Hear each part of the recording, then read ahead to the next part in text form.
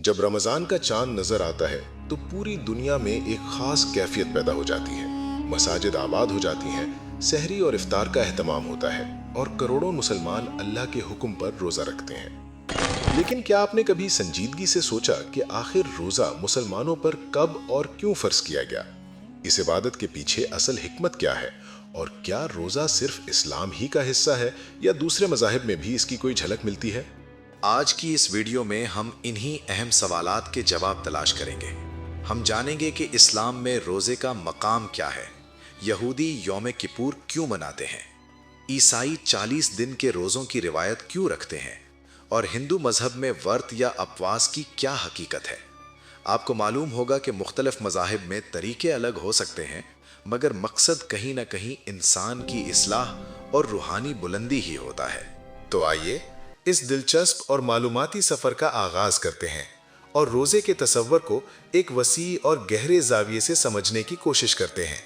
Video को आखिर तक जरूर देखिएगा ताकि आप इस मौजू को मुकम्मल तौर पर जान सकें।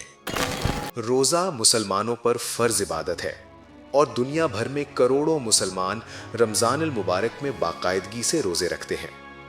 लेकिन रोज़ा सिर्फ इस्लाम तक महदूद नहीं, दुनिया के दीगर मजाहिब में भी किसी न किसी सूरत में रोज़े का तसव्वुर मौजूद रहा है।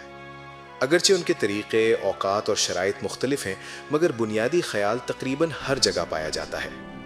यहाँ तक कि कदीम तहजीबों में भी भूख और परहेज़ के ज़रिए रूहानी पाकीज़गी हासिल करने का रुझान मिलता है।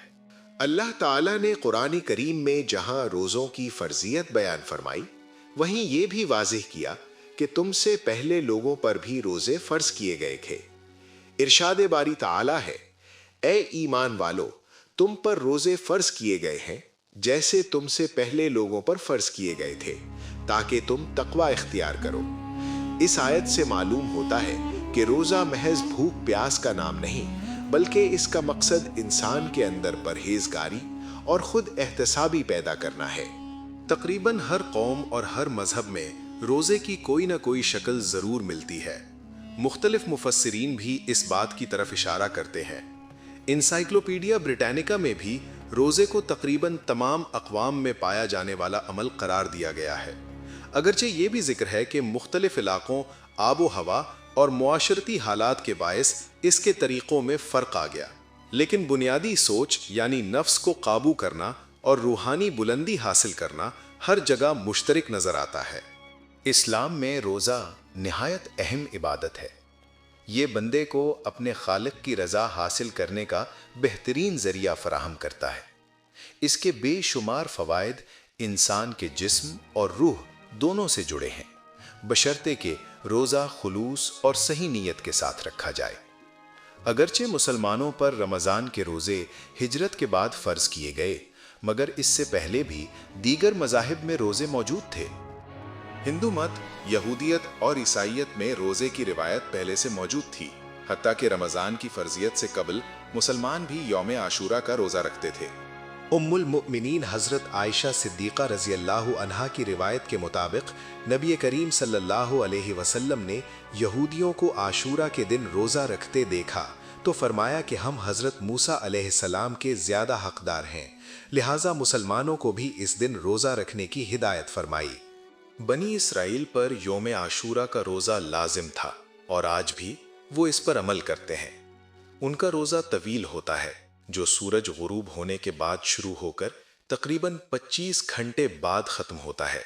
इस दौरान वो खाने पीने के साथ अज़दिवाजी ताल्लुकात से भी परहेज करते हैं, हत्ता के आराम व आसाइश की बाज़ चीज़ों से भी दूर रहते हैं। ज़्यादा वक्त इबादतगाह में गुजार कर तौबा व इस्तिग़फ़ार करते हैं और अपनी मुक़द्दस किताब की तिलावत में मसरूफ़ रहते हैं। बनी इसराइल में रोज़े की रिवायत अंबियाए किराम की तालीमात से जुड़ी हुई है।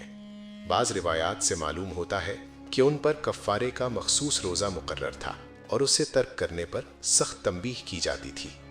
तौरात में हज़रत मूसा अलैहिस्सलाम के 40 दिन के रोज़े का जिक्र मिलता है, जब वो कोहे तूर पर क़याम पज़ीर रहे। इसी तरह हज़रत दानियाल और हज़रत इलियास अलैहिस्सलाम के तवील रोज़ों का जिक्र भी रिवायात में मिलता है। इन्हीं वाक़यात की निस्बत से आज भी मजहबी यहूदी रोज़े रखते हैं। हज़रत मूसा अलैहिस्सलाम की शरीयत में बुनियादी तौर पर एक रोज़ा फ़र्ज था, لیکن بعد میں آنے والے انبیاء نے مزید روزے رکھے اور اپنی قوم کو بھی ترغیب دی۔ کچھ روزے بطور سنت اختیار کیے گئے، مثلاً بعض انبیاء نے مختلف مہینوں کی مخصوص تاریخوں پر روزے رکھے اور ان کی فضیلت بیان کی۔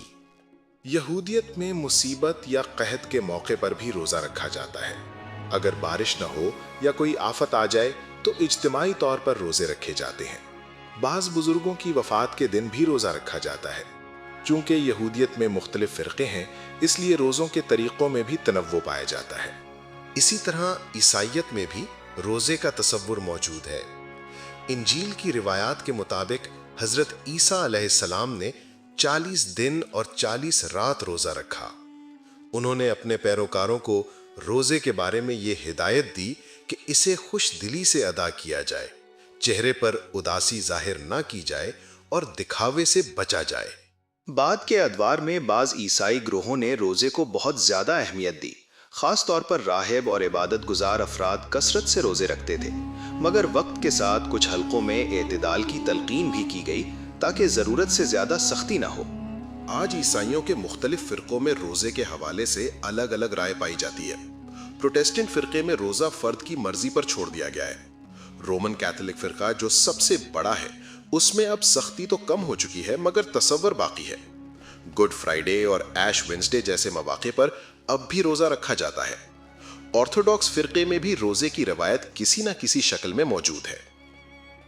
ہندوستان ایک قدیم سرزمین ہے جہاں پرانی مذہبی روایات صدیوں سے جاری ہیں۔ بعض اہل علم کا خیال ہے کہ یہاں بھی کسی دور میں آسمانی تعلیمات پہنچی ہوں گی، مگر وقت گزرنے کے ساتھ اصل حقائق پس منظر میں چلے گئے۔ ہندو مذہب میں روزے کو ورت یا اپواس کہا جاتا ہے۔ اس کے طریقوں اور احکام کے بارے میں مختلف روایات پائی جاتی ہیں۔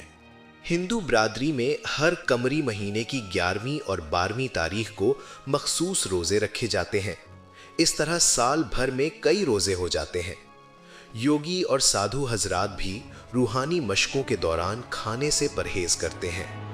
بعض روزوں میں پھل، دودھ اور سبزی کی اجازت ہوتی ہے، جبکہ کچھ روزے ایسے بھی ہوتے ہیں جن میں مکمل پرہیز کیا جاتا ہے۔ خواتین اپنے شوہر کی لمبی عمر کے لیے بھی ورت رکھتی ہیں۔ جین مذہب میں روزے کے اصول کافی سخت ہیں۔ بعض اوقات 40 دن تک کا روزہ رکھا جاتا ہے۔ خاص طور پر گجرات کے علاقوں میں بڑی تعداد میں جین برادری طویل روزے رکھتی ہے۔ ناظرین، مسلمانوں پر سال کے 11 مہینوں کے بعد رمضان المبارک کے روزے فرض کیے گئے۔ کلمہ اور نماز کے بعد روزہ اسلام کا تیسرا بنیادی رکن ہے اور ہر صاحب استطاعت مسلمان پر فرض عین ہے۔ دعا ہے کہ اللہ تعالی ہمیں رمضان المبارک کی قدر کرنے، اخلاص کے ساتھ روزے رکھنے اور اپنی زندگیوں کو بہتر بنانے کی توفیق عطا فرمائے۔ اگر آپ کو آج کی یہ ویڈیو معلوماتی لگی ہو تو اسے اپنے دوستوں کے ساتھ ضرور شیئر کریں، ویڈیو کو لائک کریں اور ہمارے چینل کی حوصلہ افزائی کریں۔ جزاک اللہ خیرن۔